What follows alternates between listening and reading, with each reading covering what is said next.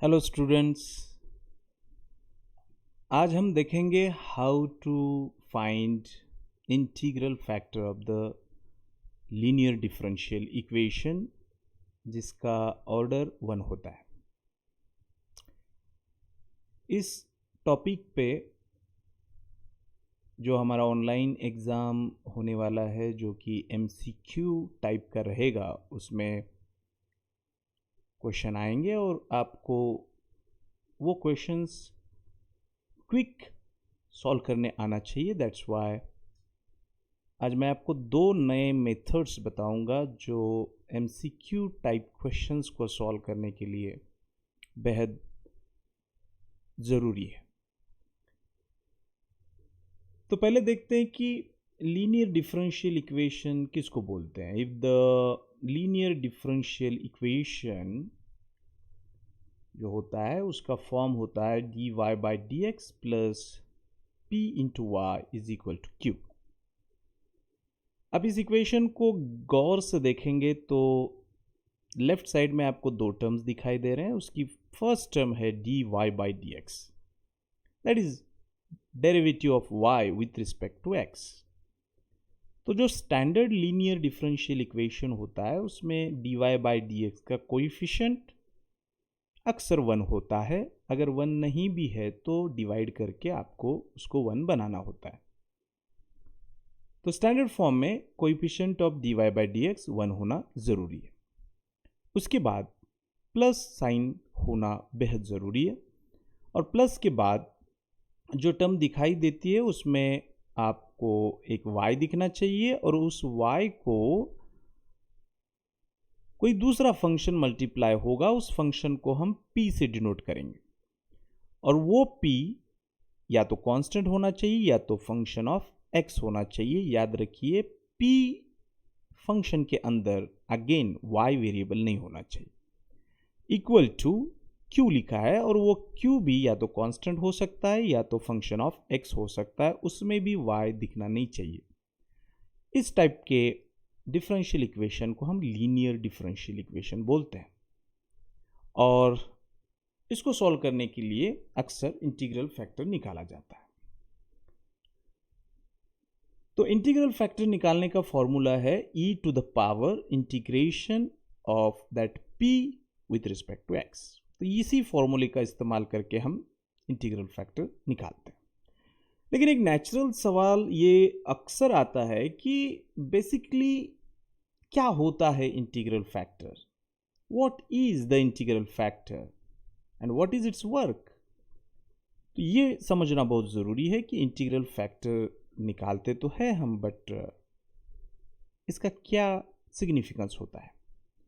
तो मैं आपको बता देता हूँ कि इंटीग्रल फैक्टर एक ऐसा एक्सप्रेशन या ऐसी क्वांटिटी होती है कि जब वो आप दिए गए लीनियर डिफरेंशियल इक्वेशन के लेफ्ट हैंड साइड को मल्टीप्लाई करते हो, फैक्टर है तो मल्टीप्लाई करना होगा, तो वो लेफ्ट हैंड साइड पूरा के पूरा आफ्टर मल्टीप्लिकेशन किसी फंक्शन का एग्जैक्ट डेरिवेटिव या परफेक्ट डेरिवेटिव बन जाता है।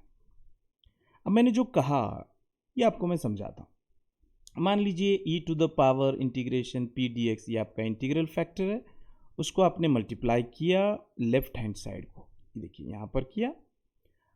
अब ये जब मल्टीप्लाई होगा तो 2 टर्म मिलेंगे और ये 2 टर्म ही होते हैं d/dx ऑफ दिस प्रोडक्ट।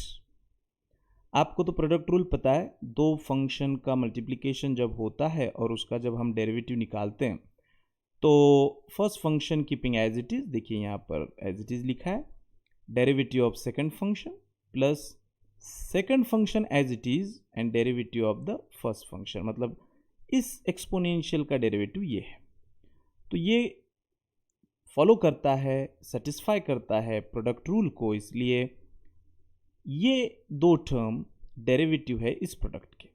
तो ये बन गया आपका एग्जैक्ट डेरिवेटिव और फिर हम इसका इंटीग्रेशन लेते हैं ताकि ये डेरिवेटिव और इंटीग्रेशन कैंसिल हो जाए और हमें हमारा सॉल्यूशन मिले।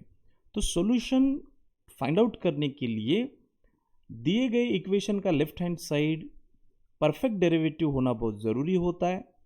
वो एक्चुअल में नहीं होता है, इसलिए हम उसको इंटीग्रल फैक्टर से मल्टीप्लाई करते हैं ताकि वो परफेक्ट डेरिवेटिव बने। तो अब हम देखते हैं एक example, find integral factor of dy by d x plus y upon x equal to x cube. ये स्टैंडर्ड फॉर्म में है और यहाँ पर y का कोइफिशिएंट है 1 बाय एक्स, देयरफॉर p की वैल्यू जो है वो है 1 बाय एक्स, इसलिए according to formula integral factor हो जाएगा e to the power integration of p dx and the value of p is 1 by x जो हमने यहाँ पुटअप की। और इंटीग्रेशन के रूल के हिसाब से जो डिनोमिनेटर में होता है उसका डेरिवेटिव अगर न्यूमरेटर में है तो उसका इंटीग्रेशन आता है log ऑफ डिनोमिनेटर, तो ये आ गया log x। अब ये जो log है उसका बेस कुछ नहीं मतलब e होता है और इस log का बेस जो है वही बेस इस टोटल एक्सपोनेंशियल का है। तो ये e और ये log जिसका बेस e है ये दोनों एक दूसरे के साथ कैंसिल होते हैं और बचता है सिर्फ x। इसलिए आपका इंटीग्रल फैक्टर इस डिफरेंशियल इक्वेशन का है x। लेकिन याद रखिए ये सॉल्व करने के लिए आपको इंटीग्रेशन का आना ज़रूरी है, क्योंकि यहाँ एक्सपोनेंशियल के पावर में p dx का इंटीग्रेशन निकालना होता है। लेकिन आपको अगर इंटीग्रेशन में दिक्कत है या इंटीग्रेशन आपको डिफ़िकल्ट जाता है तो MCQ टाइप का क्वेश्चन हम बिना इंटीग्रेशन के कैसे सॉल्व करेंगे, मतलब बिना इंटीग्रेशन का इस्तेमाल किए हम इंटीग्रल फैक्टर कैसे निकालेंगे एग्जाम में। तो उसके लिए एक क्वेश्चन देखते हैं, integral factor of the differential equation dy by d x plus 2 by x y is equal to x is, और आपको 4 ऑप्शन दिए जाएंगे।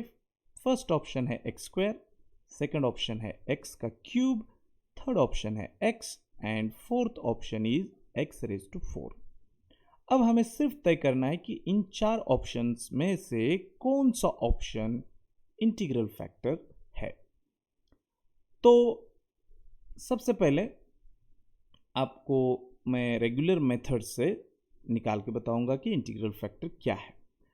तो ये स्टैंडर्ड लीनियर डिफरेंशियल इक्वेशन है क्योंकि यहाँ कोएफिशिएंट 1 है और y का जो कोएफिशिएंट है वो 2 बाई एक्स है, तो the value of p is 2 by x and using this formula you are getting e to the power integration 2 by x d x.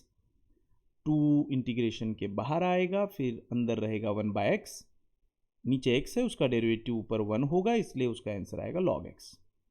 log के आगे जो नंबर मल्टीप्लाई होता है वो इस x के पावर में जाता है, तो ये log की प्रॉपर्टी है, तो वो हमने यूज़ की। अब इस log का बेस e है और ये एक्सपोनेंशियल का बेस भी e है, तो ये e और उसके पावर में जो log है उसका बेस भी e है, तो ये log और ये e कैंसिल आउट होगा और हमें आंसर मिलेगा एक्स स्क्वायर। मतलब रेगुलर मेथड से इस डिफरेंशियल इक्वेशन का इंटीग्रल फैक्टर हमें मिलता है एक्स स्क्वायर। अब हम आपको कुछ दूसरी मेथड बताते हैं जिसको हम शॉर्ट मेथड बोलेंगे, जो आपको एग्जाम में काम आएगी। 4 ऑप्शन आपके पास रहेंगे और आपको सिर्फ तय करना है कि इन 4 ऑप्शंस में से कौन सा ऑप्शन आपका इंटीग्रल फैक्टर है। तो उसके लिए आपको क्या करना होगा कि आपका जो गिवन डिफरेंशियल इक्वेशन है उसमें dy बाई डी एक्स का कोएफिशिएंट 1 होगा तो अच्छी बात है, नहीं होगा तो भी कोई ज़्यादा फर्क नहीं पड़ता है। तो आंसर को डिसाइड करने के लिए आपको कुछ स्टेप्स फॉलो करने होंगे। तो वो स्टेप्स क्या है, तो आपको एक साइड में लिखना होगा डेरिवेटिव ऑफ ऑप्शन और दूसरे साइड में लिखना होगा coefficient of y divided by coefficient of dy by d x, और इस कोशेंट को आपको मल्टीप्लाई करना होगा उसी ऑप्शंस के साथ जिसका आपने डेरिवेटिव लिया था। तो अब इसको वेरीफाई करते हैं हम हर ऑप्शंस के लिए। तो फॉर ऑप्शन ए में एक्स स्क्वायर है और मैं चेक करना चाहता हूँ कि ये एक्स स्क्वायर इंटीग्रल फैक्टर है या नहीं। तो उस ऑप्शन को जो ऑप्शन में दिया था एक्स स्क्वायर, उसका हमने इधर एक साइड में डेरिवेटिव लिखा y का कोएफिशिएंट है 2/x जो न्यूमरेटर में लिखा, dy/dx का जो भी कोएफिशिएंट है यहाँ पर 1 है तो उसको डिनोमिनेटर में लिखा और उसी ऑप्शन के साथ उसको मल्टीप्लाई किया। अब हमें चेक करना है कि ये दोनों साइड्स इक्वल है या नहीं। आपको पता है एक्स स्क्वायर का डेरिवेटिव आता है 2x और यहाँ एक एक्स कैंसिल होगा और राइट साइड में भी मिलेगा 2x, मतलब लेफ्ट साइड और राइट साइड दोनों इक्वेट हो रहे हैं। इसका मतलब ऑप्शन ए इस इक्वालिटी को होल्ड करता है और जो ऑप्शन इस इक्वालिटी को होल्ड करता है वही हमारा करेक्ट आंसर होता है। Therefore here in this example option A is our right answer. Okay, अब और एक एग्जांपल देखते हैं और उसको हम किसी और मेथड से सॉल्व करते हैं। तो क्वेश्चन है integrating factor of 1 + x² dy/dx + 2xy is equal to tan x is. याद रखिए ऑप्शंस रहेंगे अवेलेबल तभी हम ये ट्रिक यूज कर सकते हैं। And the options are, first option है tan x, सेकेंड है 2x, थर्ड है 1 + x² एंड फोर्थ है x²। अब इन चार ऑप्शन में से कोई एक ऑप्शन हमारा आंसर है जो कि इंटीग्रल फैक्टर रहेगा। अब हमें सिर्फ चेक करना है, तो हम कैसे चेक करेंगे? स्टेप नंबर 1, जो भी इक्वेशन आपको डिफरेंशियल इक्वेशन क्वेश्चन में दिया है उसका लेफ्ट हैंड साइड पूरा के पूरा एज इट इज आप लिखेंगे, सिर्फ एक बदलाव करेंगे, मिडल साइन प्लस होगा तो उसको हटाकर आप माइनस लिखेंगे, माइनस होगा तो उसको चेंज करके आप प्लस लिखेंगे।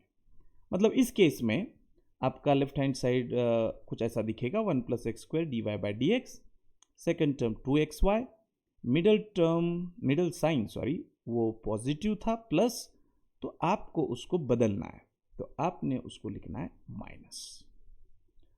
अब ये एक्सप्रेशन को इक्वेट करना है जीरो के साथ। आपके दिए गए इक्वेशन में राइट साइड में भले कुछ भी हो, आपने ये जो किया है उसको इक्वल टू जीरो ही लिखना है। अब ये नया जो इक्वेशन आपको मिला, ये इक्वेशन आपकी हेल्प करेगा आंसर ढूंढने के लिए। अब आपने क्या करना है, ऑप्शन ए में जो भी फंक्शन दिया है उसको इस इक्वेशन में y की जगह रख देना है। तो ऑप्शन ए में tan x दिया है और हमें चेक करना है कि ये tan x इंटीग्रल फैक्टर बनता है या नहीं बनता है। ये तभी बनेगा जब इस इक्वेशन को वो सेटिस्फाई करेगा, जो अभी आपके सामने ग्रीन लेटर्स में स्क्रीन पे दिख रहा है। तो उसमें हम जब y की जगह tan x पुटअप करेंगे, ठीक है, तो देखते हैं वो सेटिस्फाई करेगा या नहीं करेगा। फॉर ऑप्शन ए हम y पुटअप करेंगे तो फर्स्ट में y का डेरिवेटिव, y का मतलब होता है tan x का derivative that is sec² x, minus का minus as it is, 2x as it is, और y की जगह पुटअप करेंगे हम tan x। अब ये दोनों टर्म, एक टर्म में tan x है, एक टर्म में sec² x है, ये दोनों एक दूसरे के साथ तो कैंसिल होने से नहीं है, इसलिए ये इक्वल टू जीरो नहीं आएगा, तो ये नॉट इक्वल टू जीरो है, हमें चाहिए था इक्वल टू जीरो। तो ये ऑप्शन इक्वल टू जीरो नहीं दे रहा है, therefore what is our conclusion? Option A is not our correct answer. अब सेम मेथड से हम चेक करते हैं ऑप्शन बी के लिए। तो इस इक्वेशन में y की जगह हम 2x रखेंगे, तो 1 + x², 2x का डेरिवेटिव 2 आएगा, माइनस का माइनस 2x, और y की जगह लिखेंगे हम 2x। तो देखिए ये सेकेंड टर्म बन जाता है 4x², और यहाँ मिलेगा 2x² + 2, जो कि एक दूसरे के साथ कैंसिल नहीं होता है, इसका मतलब वो इक्वल टू ज़ीरो नहीं होगा, और ये ज़ीरो होना ज़रूरी था आंसर के लिए, ये ज़ीरो नहीं हो रहा है, मतलब ऑप्शन बी भी हमारा आंसर नहीं है। So option B is also not correct answer. तो अब हम ऑप्शन थर्ड मतलब ऑप्शन सी के लिए चेक करेंगे। ऑप्शन सी में दिया गया है 1 + x², तो यहाँ y की जगह 1 + x² पुटअप करेंगे। 1 + x² का डेरिवेटिव आता है 2x, minus keeping as it is 2x, और y की जगह पुटअप करेंगे अगेन 1 + x²। जब आप इसको सिंप्लीफाई करोगे तो देखिए first term and second term दोनों इक्वल है, एक पॉजिटिव है एक नेगेटिव है, तो एक दूसरे के साथ कैंसिल होंगे और आपको मिलेगा 0 जिसका आपको इंतज़ार था। 0 आ गया, मतलब ऑप्शन सी ने इस इक्वेशन को सेटिस्फाई कर दिया, मतलब ऑप्शन सी ही हमारा आंसर है। So option C is correct answer. तो इस इक्वेशन का इंटीग्रल फैक्टर है ऑप्शन सी, मतलब 1 plus x square. Okay, now practice के लिए वैसे तो आप कोई भी लीनियर डिफरेंशियल इक्वेशन में ये मेथड इस्तेमाल कर सकते हो इंटीग्रल फैक्टर को फाइंड आउट करने के लिए, लेकिन ऑप्शंस रहने के बाद। तो और एक देखते हैं question, integral factor of tan x into d y by d x minus sec square x into y is equal to x is, and the options are tan x, cot x, sin x and sec x। क्या करेंगे आप? सबसे पहले हम लिखेंगे दिए गए equation का लेफ्ट हैंड साइड, और बदलाव क्या करना है, मिडल साइन चेंज करना है। तो कंस्ट्रक्शन में हम लिखेंगे tan x d y by d x plus sec square x into y is equal to 0 ही लिखना है। अब हम इस इक्वेशन में y की जगह option A, option B, option C put up करेंगे और देखेंगे कौन सा ऑप्शन इक्वल टू 0 देता है। जो ऑप्शन इक्वल टू 0 देगा वो आपका आंसर रहेगा। तो सबसे पहले शुरुआत करते हैं ऑप्शन ए से। ऑप्शन ए में tan x दिया है तो हम y की जगह tan x पुटअप करेंगे, तो आपका लेफ्ट हैंड साइड बनेगा tan x into derivative of tan x that is sec square x plus sec square x into y means option A that is tan x, और दोनों equal है लेकिन opposite sign नहीं है, इसका मतलब वो एक दूसरे के साथ कैंसिल नहीं होंगे, तो आंसर 0 नहीं आएगा, मतलब ऑप्शन ए हमारा रिक्वायर्ड आंसर नहीं है। चलिए ऑप्शन बी के लिए चेक करते हैं। तो y की जगह cot x पुटअप करेंगे, तो यहाँ tan x का tan x as it is, y की जगह cot x पुटअप करेंगे तो उसका डेरिवेटिव आएगा minus cosec square x plus y की जगह cot x पुटअप करेंगे, और अब हमें इस एक्सप्रेशन को सॉल्व करना होगा और देखना होगा कि ये 0 आता है या नहीं आता है। अगर 0 आया तो यही ऑप्शन बी मेरा इंटीग्रल फैक्टर है, और नहीं आया तो हम ऑप्शन थर्ड चेक करेंगे। तो सिंप्लीफिकेशन के लिए ये माइनस को मैं बाहर लेता हूँ और tan x की जगह यूज करता हूँ basic definition sin x upon cos x, cos x square की जगह 1 upon sine square x plus sec square means 1 upon cos square x, और cot x का मीनिंग होता है cos x upon sin x। यहाँ पर यहाँ एक sin x यहाँ के एक sin x के साथ कैंसिल होगा, ये cos x इस एक cos x के साथ कैंसिल होगा और आपको मिलेगा minus 1 upon cos x into sine x plus 1 upon cos x into sine x. देखिए दोनों टर्म्स इक्वल है और अपोजिट साइन है इसके, तो कैंसिल हो जाएंगे और हमें मिलेगा 0। Hence option B is our correct answer, मतलब cot x ही इंटीग्रल फैक्टर है दिए गए डिफरेंशियल इक्वेशन का।